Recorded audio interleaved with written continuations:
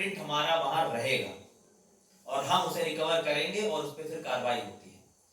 तो आप लोग क्योंकि उस एज ग्रुप को बिलोंग करते हैं तो आप लोग भी इस चीज को ध्यान दीजिए। जो मैंने कहा कीवर्ड है responsible use of social media, एक बहुत ही पावरफुल टूल है। अगर हम लोग उसको यूज कर रहे हैं तो कम से कम हमें उसकी खामियां और खूबियां पता रहनी चाहिए। कोई सुझाव है, कुछ पूछना है तो आप लोग पूछ सकते हैं, बताइए।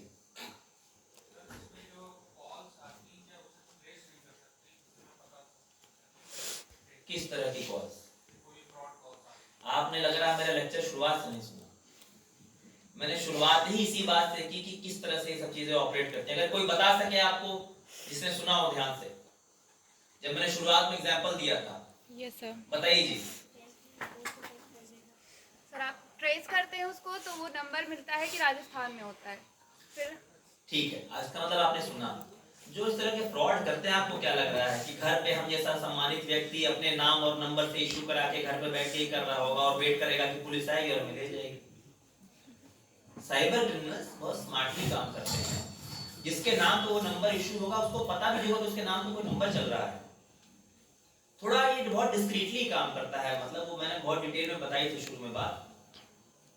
और अगर कोई अपने नाम से कोई यूज करेगा तो फिर तो दिक्कत ही क्या है। समाज में अगर सभी लोग इतने लॉ अबाइडिंग हो जाएंगे तो शायद फिर हम लोग की तो जरूरत भी नहीं पड़ेगी। तो लोग बहुत दिमाग लगा के करते हैं। कोई भी साइबर फ्रॉड या साइबर क्रिमिनल अपने नाम से कैप आईडी से इशू करा के अपने घर पे बैठ के फ्रॉड नहीं करेगा।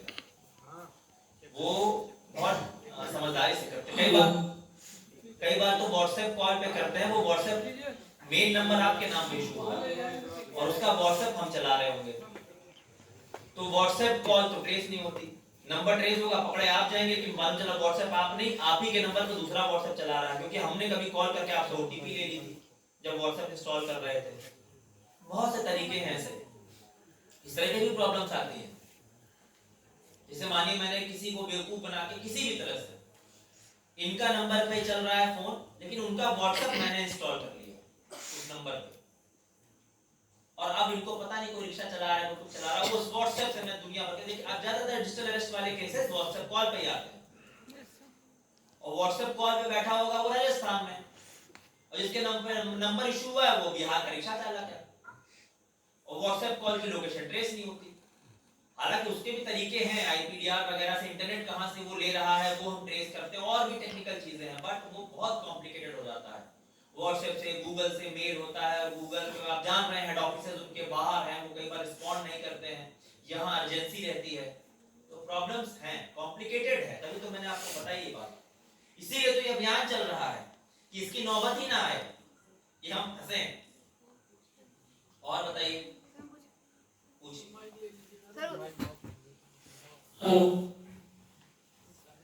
सर उनको हमारा व्हाट्सएप नंबर कैसे मिलता है? एक चीज चलिए बैठिए। अच्छा वो आपने बताया, एक चीज मैं कवर करना भूल गया। एक और चीज होती है, आपने कई बार सुना होगा न्यूज वगैरह में कि किसी कंपनी का डेटा लीक। सुनिए, उसको बंद कर दीजिए माइक को। आप लोग भी साथ साथ बोलेंगे तो कैसे मजा आएगा। डेटा लीकेज के बारे में सुना है आपने कभी? ऑनलाइन डेटा चोरी हो गया। मैं नोएडा में एसपीसीटी था, वहां पे फ्लिपकार्ट वगैरह, अमेज़न वगैरह सबके हेड ऑफिसेज हैं, वहां आपसे इस तरह की शिकायत आती थी।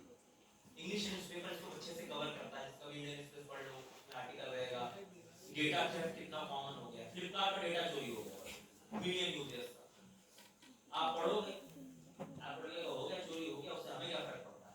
लगेगा कि नहीं लगेगा? फ्लिपकार्ट का डेटा चोरी हो गया, हमें क्या फर्क पड़ रहा है? अमेज़न का डेटा चोरी हो गया, हमें क्या फर्क पड़ रहा है? आप में से कितने लोग ऐसे हैं जिन्होंने कभी न कभी अमेज़न से या फ्लिपकार्ट से शॉपिंग की ऑनलाइन? हाथ उठाएं। लगभग सभी हैं। तो मानिए आपका क्या नाम है बेटा? अंजू, बैठिए।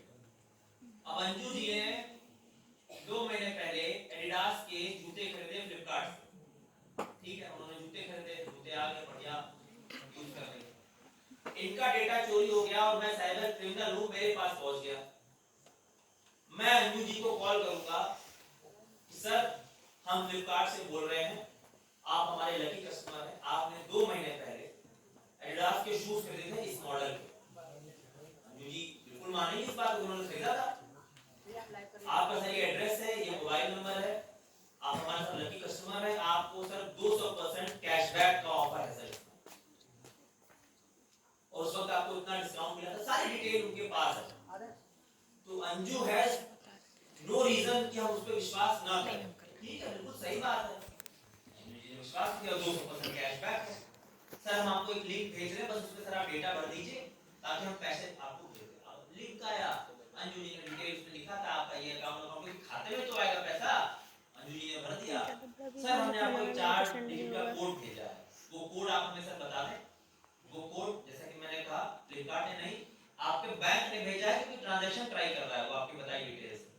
आपने उसे 4 कोड की डिटेल कराई, आपके खाते का पूरा पैसा गया, हो गया फ्रॉड।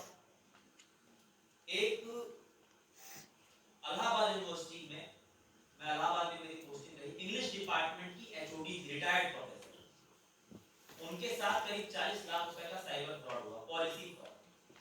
उन्होंने अपनी पूरी सेविंग्स रिटायरमेंट के समय जो भी मिला सब एक अच्छे बैंक में, प्राइवेट बैंक में उन्होंने इन्वेस्ट किया किसी पॉलिसी में, क्या शोर रिटर्न्स कुछ आते रहेंगे।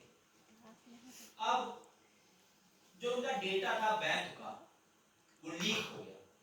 लीक कई लोग जो बैंक से एसोसिएटेड रहते हैं, प्राइवेट एजेंट्स रहते हैं, तमाम जो कमीशन पे कस्टमर्स बनाते हैं, क्लाइंट्स जोड़ते हैं, उनमें से कोई रहा होगा, उसने जब जॉब छोड़ी तो डेटा ले गया चुरा के। उसने साइबर फ्रॉड्स को दिया, साइबर फ्रॉड्स ने फिर कॉल किया और फिर वही सिलसिला शुरू हुआ कि गुड मॉर्निंग मैम, हम इस बैंक से बोल रहे हैं, हम पॉलिसी वाला वो जो देखते हैं ब्रांच वो देखते हैं, और आप हमारे बड़े इंपॉर्टेंट प्रीमियम कस्टमर हैं, क्लाइंट हैं, आपने इसमें इतना पैसा इन्वेस्ट किया है। आप जैसा कि बात करने का तरीका यही होता है कि जैसा कि मैम हम देख सकते हैं अपने स्क्रीन पे, आपके इस खाते में इतना पैसा है, इस वक्त आपको 7.5% रिटर्न मिल रहा है।